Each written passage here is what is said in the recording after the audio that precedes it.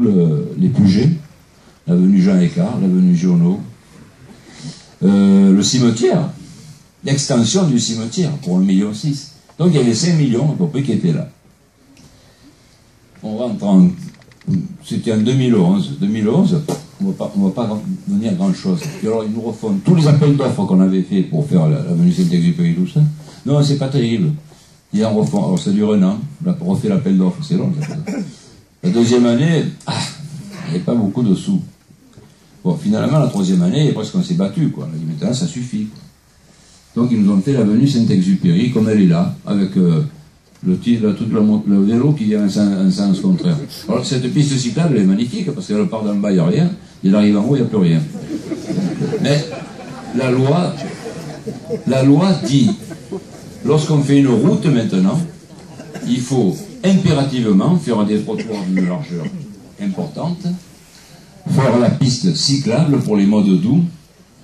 Bon, le stationnement, s'il y en a, tant mieux. S'il n'y en a pas, c'est pas grave. Pourquoi? Parce qu'on obéit à ce que la loi sur l'air. La loi sur l'air, elle date de 1962, mais elle n'avait jamais été appliquée.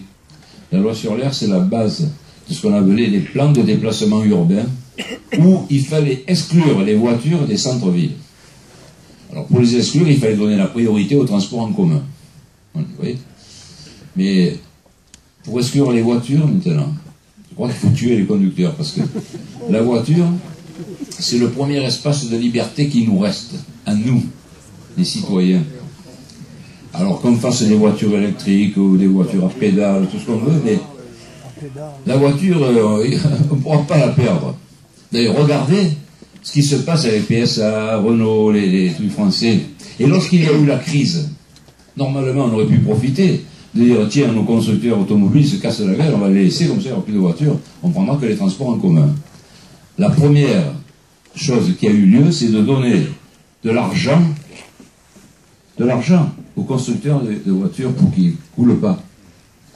Imaginez un peu, dans une voiture, il y a le travail de la carrosserie, des fauteuils, de tout ce qui tourne autour. Mais c'est énorme. Si on arrête de tuer les voitures, la France est à genoux. Déjà qu'on y est presque. Là, on y est carrément. Donc voilà, je pense que la voiture, elle a encore beaucoup d'années et de jours à vivre encore. Pour des raisons économiques, d'une part, et pour des raisons... Vous avez la descente des Montélimon, et là, la montée de Grimont. Là, il y a l'église, là, ici. Là, on monte, hop, vous voyez. Alors, là, le problème, c'est que... Alors, parce que mes adversaires disent, c'est pas lui, c'est les autres à chaque fois. Mais c'est vrai, c'est les autres. C'est que là, il y a eu, quand le mur s'est effondré, ça a commencé, les expertises, c'est pas moi, je veux pas payer. Alors, le propriétaire, l'État, le conseil général, alors les experts sont venus, il a fallu sonder toutes les collines là, pour savoir si ça allait pas s'effondrer ailleurs.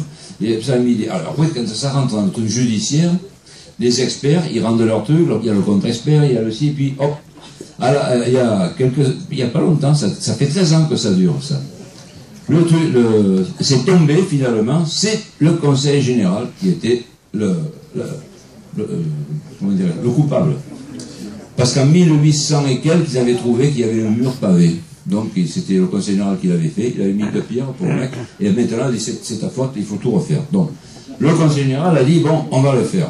On commence les tuer parce que Rixotti m'aime bien, quoi, pour ça on doit avoir un peu d'argent. Voilà.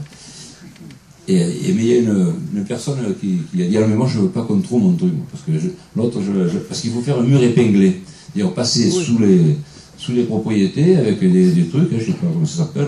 Et puis, il y a une madame qui dit moi je veux pas, je m'entends pas bien avec la voisine, je veux pas que... Voilà, bon. On a baratiné, ça a marché. On était content. Il dit bon, on va attaquer le truc. Bam, il y a une autre femme qui meurt. On ne retrouve plus le propriétaire. Qui avait le titre de propriétaire. On repart sur les procès, décidés là. Entre-temps, on est passé à la communauté, à la métropole.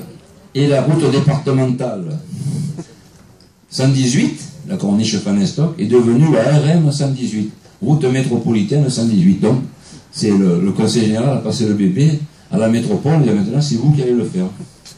Bon, il y a eu la fin du procès, on va pouvoir l'attaquer. Il ne manque plus que les sous. Alors il y en a pour 600 000 euros. Ah, 100 000 euros. Vous voyez, c'est pas terrible. Hein. On aurait pu le faire nous, ça, à la limite. Mais on n'a plus le droit. Parce que je veux bien le faire, mais les types ne seront jamais payés. Si on donne de l'argent, le trésorier va dire non, c'est pas de votre compétence, on peut payer les autres. Alors, j'espère que cette année, la métropole, dans sa grande largesse, j'ai téléphoné tout à l'heure, ils sont en train de faire le budget. Donc peut-être dans une centaine d'années, on pourra avoir les sous. Bon. Voilà où nous en sommes, parce que nous n'avons pas la main. Alors quand on dit, mais oui, mais vous êtes vice-président de la métropole, et vous devriez être... C'est vrai, je suis vice-président du conseil général, chez vous, vous êtes marié, il y a votre femme, vous avez toujours raison avec elle. Voilà, là c'est pareil. Qu'est-ce que vous voulez faire? On ne va pas se tuer. On intervient. Ce soir, je vous le dis, j'ai appelé, on a écrit avec M. Manenti, qui est l'adjoint aux travaux, on leur a envoyé des lettres, on a besoin de... N'oubliez pas notre cimetière, parce que, merde, si à la fin de l'année, on ne fait rien, où est les maîtres, nous, les morts? On les envoie où? Non, c'est pas rigolo, parce qu'on fait des études. On va être embêtés, là. Moi, on les apporte là-bas à Nice, mettez-les dans vos frigos. Voilà. Et puis... voilà, le total de 2002 à 2012 des investissements, c'est 54 millions d'euros. Remettez-vous ça dans la tête en francs. Hein, 35 milliards, vous voyez? Voilà, ça y est, on le voit mieux là. Alors si on part de 96 à 2014, c'est presque 90 millions d'euros qui ont été dépensés. Donc 28 millions d'achat foncier. Ça, il faut le dire parce que vous se l'est mis dans la poche et ça, vous n'êtes pas aperçu. Mais il y a, vous voyez là, ces deux lignes là, 10 millions et 33 millions. Non, vous voyez, 8 millions, ouais, et c'est le foncier, ça en gros. C'est 40 millions d'achats fonciers presque. Mais il y a à l'intérieur le foncier pur, ça représente une trentaine de millions d'euros. Rappelez-vous qu'en 95, lorsque nous sommes arrivés sur la commune, il y avait 1000 mètres carrés de foncier libre pour la commune. 1000 mètres. Regardez ce qu'il y a depuis maintenant. Entre les immeubles. C'est vrai que bon, les réalisations ne se sont pas transformées comme ça. Bien, allez, le suivant, s'il y en a.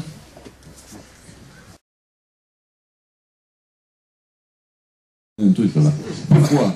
Parce que si on avait attendu les autres, on n'aurait rien fait. Nous, on est parti un peu en avance. Maintenant que le plus est passé, j'ai fait visiter par des investisseurs, des gens qui ont de l'argent, et qui disent, bon, on va faire... ça les intéresse, hein, ça. Puis on a acheté de l'autre côté de la passerelle aussi, on a un petit quartier qui nous appartient.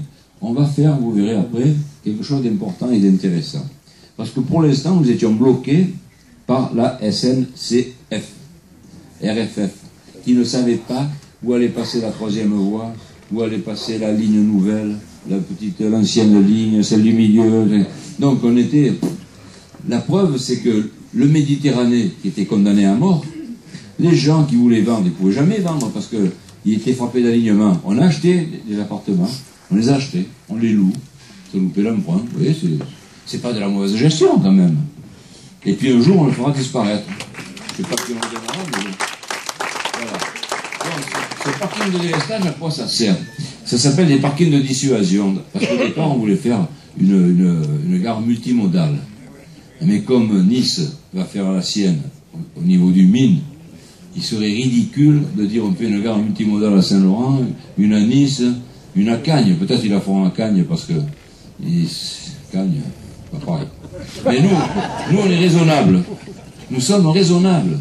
Est-ce que vous pensez que c'est pas idiot de faire 3 gares multimodales qui se trouvent à 10 mètres de truc? Non, on fait une là-bas.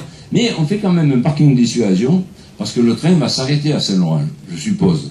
Saint-Laurent-du-Var, je vous dis quelque chose, c'est la gare la plus importante du département. 3000 voyageurs par jour.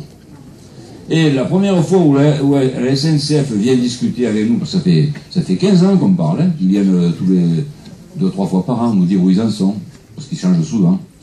Ils ont dit, on va fermer la gare de Saint-Laurent. Je dis, attendez, vous prenez pour une fou. Vous me dites que c'est la plus grande du département. Oui, mais il faut la faire, on va la faire à Saint-Augustin, là-bas. Il dit, les Laurentins, ils reviennent comment, en avion? Ah oui, vous croyez? Non, je crois pas, mais il faut la faire. Donc, on voulait faire un parking de dissuasion pour dire, les Laurentins prennent leur voiture. S'ils ne s'arrêtent pas à l'esplanade du Levant, ils descendent jusqu'à la gare, ils laissent leur voiture, avec un ticket de voiture, ils prennent le train, ou le bus, ou le tramway qui sera là. Il sera là, le tramway. On ne le verra pas, mais il sera là. Mais l'essentiel, c'est qu'on en parle. Voilà.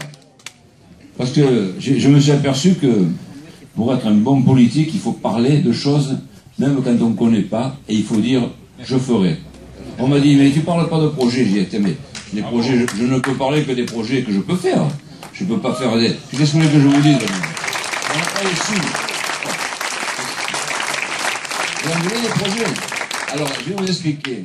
On va faire un aérodrome avec des avions à hélice, pour qu'il n'y ait pas de bruit. Vous voyez, une hélice avec l'élastique, là, oui, oui.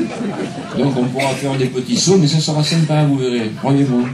Et vous le croyez quand même, hein? Et bien voilà, vous voyez. Donc, allez, on monte. Le parking, il servira à ça.